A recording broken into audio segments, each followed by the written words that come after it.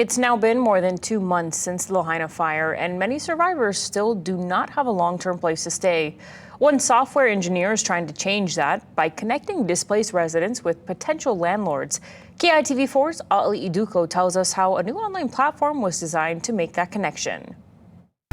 It's called MauiHalematch.org, and it's sort of like online dating. The site matches potential renters and landlords based on their needs, preferences, and rent parameters. Since its launch on Saturday, the site has received more than 300 housing requests, most of them coming from people who lost their homes to the Lahaina fire. This is MauiHalematch.org. I think it's the easiest way for landlords, homeowners, and property managers to reach our fire victims. Matt Jahowski is a software engineer by trade. He volunteered his time creating the site and is housing Lahaina fire survivors himself, some in an Ohana unit on his upcountry property and others at his family home in Paia.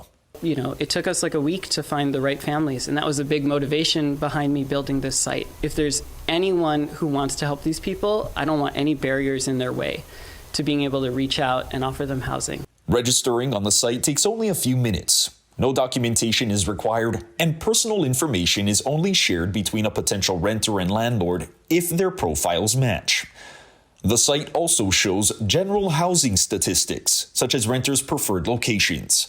Most site users wish to live in Lahaina, but their second and third choices include Central and South Maui.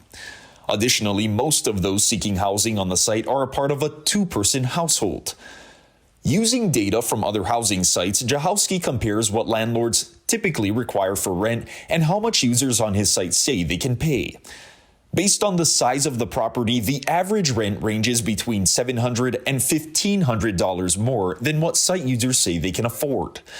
Jahowski plans to use his data to help inform government officials on how they plan to develop housing. We have a link to the site on KITV.com. Ali Iduklo, KITV4 Island News.